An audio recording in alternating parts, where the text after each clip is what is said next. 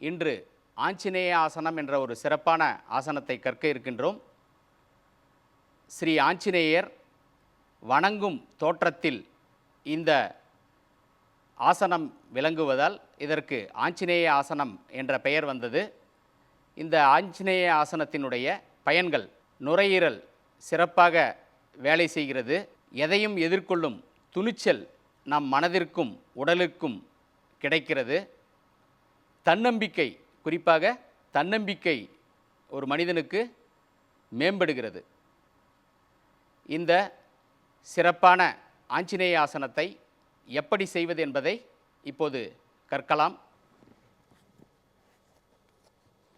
முதலில் இப்படி இந்த மார்ஜாரி ஆசனம் போன்று டேபிள் டாப் பொசிஷனில் வைத்துக்கொண்டு வலது காலை இப்படி 2 கைகளுக்கும் இடையில் வைத்து கொள்ள வேண்டும். இது 90 டிகிரி இருக்கிற மாதிரி பார்த்துக்கலாம். இப்போது 2 கைகளையும் இப்படி குவித்து மூச்சை இழுத்தபடியே மேல் நோக்கி வளைந்து வணங்க வேண்டும்.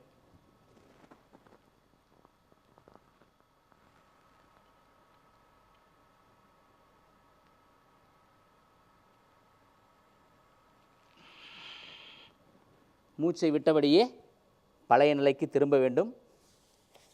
இப்போது கால்களை மாற்றி இதையே செய்கின்றோம்.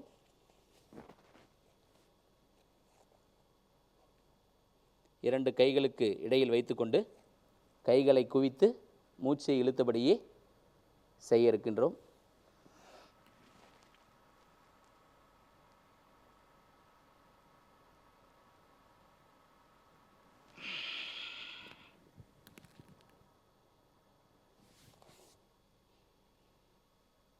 இப்பொழுது ஓய்வுபடுத்திக் கொள்ளலாம்.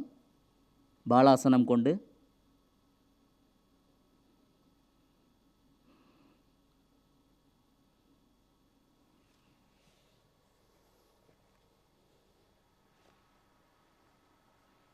இந்த ஆஞ்சநேய ஆசனத்தை மறுமுறை எப்படி செய்வது என்பதை பார்க்கலாம். மார்ஜாரி ஆசனம் கொள்ளுங்கள். டேபிள் டாப் மாதிரி இல்லைங்க. இப்பொழுது வலது காலை முன்னோக்கி கொண்டு வந்து 2 கைகளுக்கும் இடையில் 90 டிகிரி இருக்கிற மாதிரி வைத்து கொள்ளுங்கள். 2 கைகளையும் இப்படி குவித்து கொள்ளுங்கள். மூச்சை இழுத்துக்கொண்டே மெதுவாக பின்னோக்கி வளைந்து வணக்கம் செலுத்தலாம்.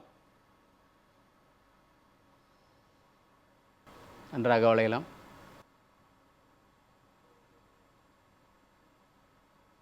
ஒரு 10 நொடிகள் இந்த நிலையில் இருந்துவிட்டு மூச்சை விட்டபடியே பழைய நிலைமைக்கு திரும்புங்கள்.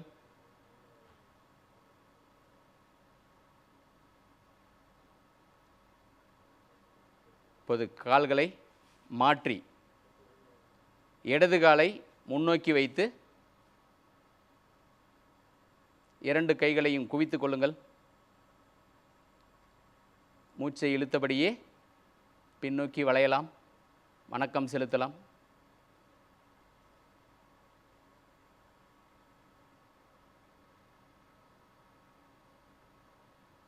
மூச்சை விட்டபடியே பழைய நிலைக்கு திரும்புங்கள். இப்போது கால்களை பின்னோக்கி எடுத்து வைத்து பாலாசனம் கொண்டு ஓய்வுபடுத்திக் கொள்ளுங்கள். எப்போதெல்லாம் பின்னோக்கி வளைகிறோமோ அதற்கு மாற்று ஆசனமாக முன்னோக்கி வளைந்து ஒரு ஆசனத்தை செய்ய வேண்டும். அப்படித்தான் இப்போது செய்கின்றோம். சுகாசன நிலைக்கு திரும்புங்கள். இதுதான் ஆஞ்சநேய ஆசனம். அடுத்த யோக நிகழ்ச்சியில் பள்ளிகொண்ட பெருமாள் ஆசனம் என்ற ஒரு சிறப்பான ஆசனத்தை கற்கலாம். நன்றி, வணக்கம்.